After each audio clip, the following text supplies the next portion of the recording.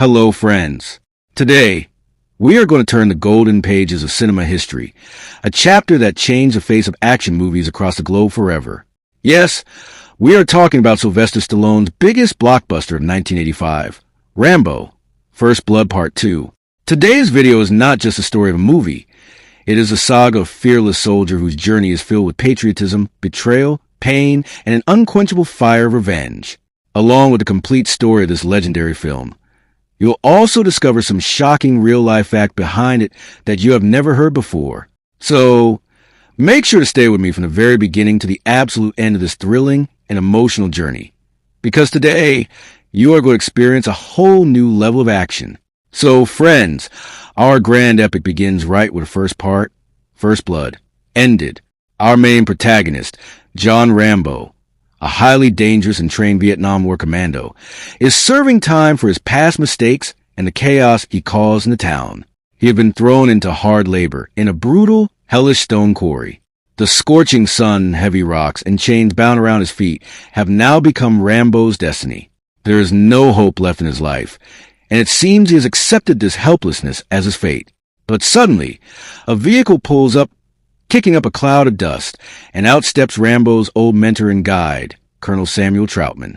Seeing Colonel Troutman, a familiar spark returns to Rambo's eyes. The colonel places a secret and highly dangerous deal before Rambo, one that would give anyone goosebumps. The colonel reveals that the U.S. government has confirmed intelligence that in a highly secure prison hidden deep within the dense, treacherous jungles of Vietnam, several American prisoners of war are still being held captive. Men the world believes are dead. The government needs a fearless soldier who knows those jungles inside out. Someone who can infiltrate the area undetected, avoid conflict, and simply photograph the prisoners to bring back proof of life. The colonel assures Rambo that if he completes this mission quietly, he will receive a full presidential pardon and can live again as a free man. Hearing about his country and his brother-in-arms who are still suffering in enemy captivity, Rambo's heart aches, and without a second thought, he immediately agrees to the suicidal mission. Friends, did you know an interesting fact that the script for this film was co-written by Sylvester Stallone himself alongside James Cameron, the visionary director who later went on to make cinematic masterpieces like Titanic and Avatar? Now look at the massive twist that comes next in the story. To prepare for the mission, Rambo is brought to an American military base in Thailand. There, he meets the officer in charge of the operation, Murdoch. Murdoch looks like a stern, tough officer, but in reality, he is just a bureaucratic paper pusher. Murdoch equips Rambo with state-of-the-art weapons, spy cameras, and high-tech gadgets, giving him strict instructions that you are only there to take photos and you must not engage the enemy. Following this, Rambo is flown over the dense jungles of Vietnam under the cover of a dark night. But just as Rambo jumps on the plane with his parachute, Destiny plays a horrific trick on him. His parachute gear gets badly snagged on the plane's tail rigging. The plane is speeding forward, and Rambo is left dangling in midair. If he stays trapped there for even a few more seconds, he will be ripped to shreds.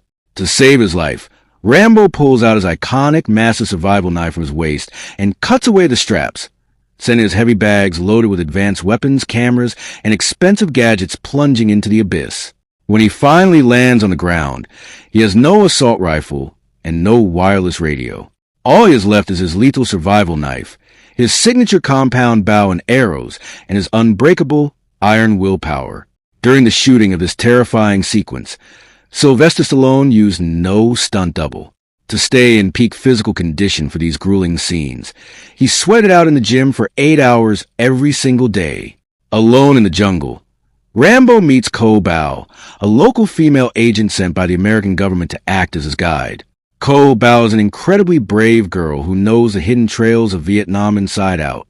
Navigating through the river on a small boat, they stealthily approach the secret Vietnamese military camp where the American prisoners are being kept. Murdoch's strict order was to just snap photos and return. But when Rambo peers inside that hellish camp, his soul shudders.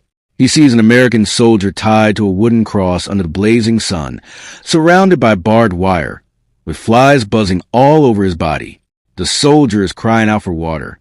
Seeing the wretched condition of his brother-in-arms, the blood of this true and loyal commando begins to boil. Rambo throws Murdoch's cowardly orders to the wind. Risking his own life, he rushes in and cuts the agonizing soldier down from the cross. With Ko Bao's help, he slings the wounded soldier over his shoulder and flees into the deep jungle, evading the enemy's gaze. The enemies realize what has happened, and sirens begin to blare across the entire jungle. But Rambo does not slow down. But my dear friends, the ultimate betrayal and the biggest shock of Rambo's life was still waiting for him. Fighting against all odds, Rambo arrives at the designated extraction point with a wounded soldier and Ko Bao, where an American helicopter was supposed to airlift him. Within moments, the roar of the American chopper echoes to the sky, and the helicopter begins its descent. Rambo and the wounded soldier step forward, believing they are finally safe. But back at the Thailand base, Commander Murdoch receives a radio transmission stating that Rambo isn't just bringing back photographic proof. He is bringing back a live American prisoner of war. Hearing this, the color drained from Murdoch's face. In reality, Murdoch was a deeply corrupt and self-serving politician who had lied to the government, claiming that no American soldier survived in Vietnam.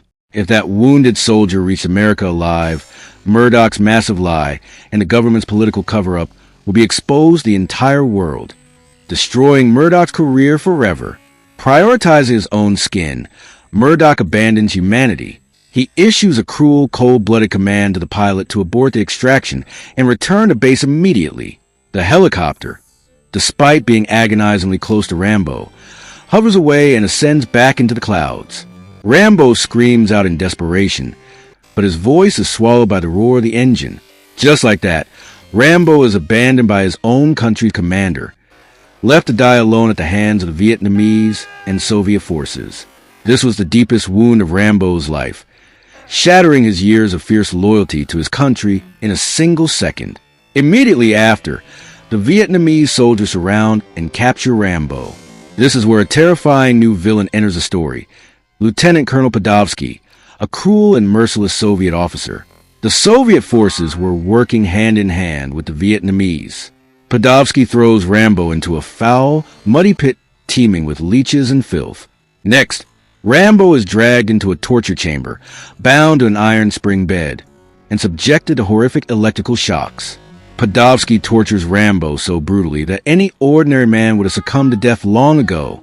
Podolsky places a radio microphone in front of Rambo and demands him to contact Murdoch at the base and tell him that the mission failed, and he killed the prisoners, or else he will be tortured to death piece by piece.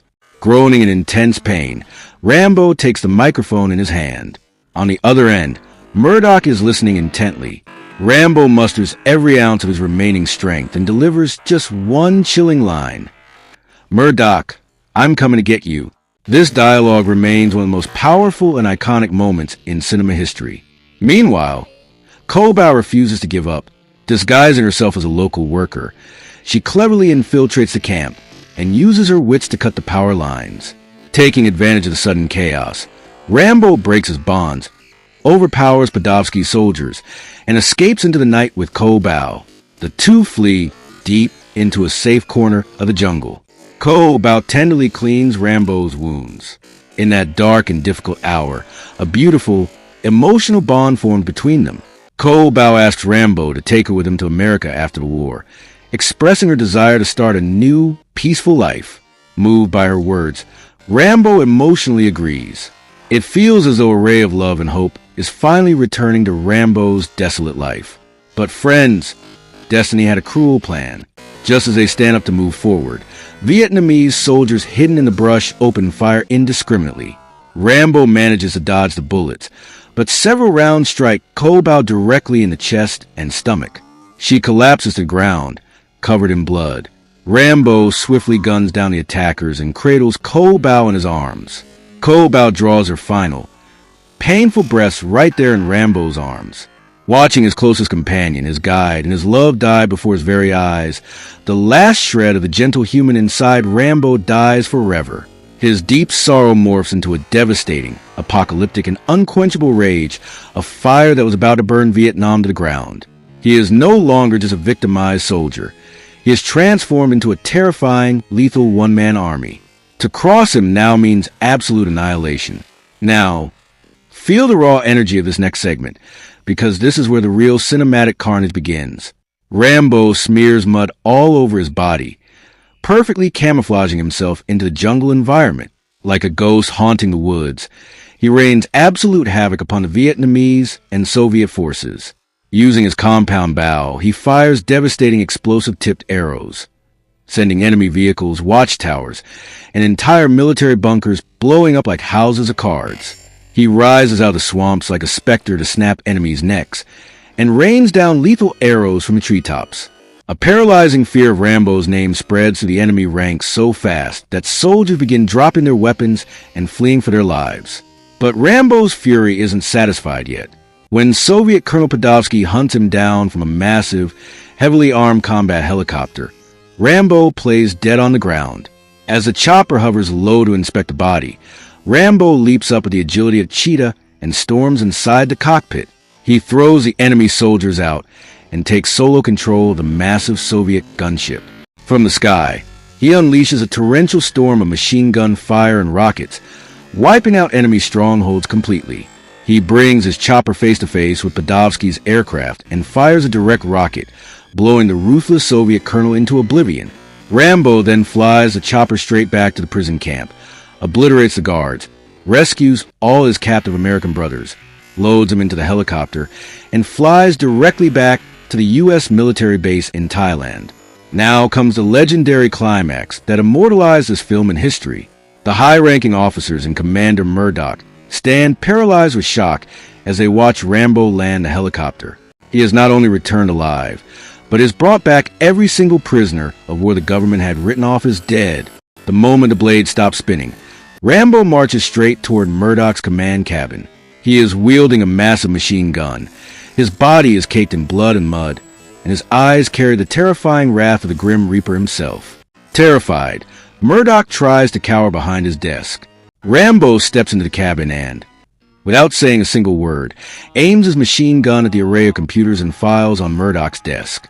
He pulls the trigger, emptying his entire magazine in seconds, turning Murdoch's luxurious command center into a pile of smoking scrap metal. As the deafening roar of gunfire fades into silence, Rambo steps forward, grabs Murdoch by his collar, slams him onto the shattered desk, and presses his massive survival knife against Murdoch's throat. Trembling with sheer terror, Murdoch begged for his life. Rambo brings his face inches away and, in a deep, gravelly voice laced with pure venom, delivers his final warning. Murdoch, go and find the rest of our men, or I'll find you. Rambo walks out of the cabin into the open airfield, where his old mentor, Colonel Troutman, is waiting. Troutman approaches him, trying to soothe his troubled soul. The colonel says that, John, I'm sorry about what happened, but for the incredible bravery you showed today, you will receive the nation's highest honor, the Medal of Honor. Hearing this, Rambo stops. Tears well up in his eyes, and he delivers a profound, emotionally heavy statement that still shakes the heart of every true patriot. Crying, Rambo says that, Colonel, I don't want a medal, and I don't want any honor. I just want, and all those guys who came back want, for our country to love us as much as we love it. With those powerful words, Rambo picks up his gear, walks past the gates of the military base, and disappears down an open road into the unknown. Colonel Troutman can do nothing but watch him fade into the distance. So, my dear friends, this was the immortal story of John Rambo's indomitable courage, immense pain, and unwavering patriotism. A story that brought tears to the eyes of millions of viewers worldwide, while igniting a fierce new passion within them. This movie smashed every box office record of its era and cemented Sylvester Stallone as the world's ultimate action icon. I truly believe that Rambo's story touched your heart today and brought back that exact same thrill you feel inside a movie theater. Which scene or dialogue of Rambo did you love the most? Let me know down in the comments below. Don't forget to share this video with your friends. And make sure to stay tuned to our channel for more untold stories and facts about cult classic films. Thank you all from the bottom of my heart for watching this video until the very end.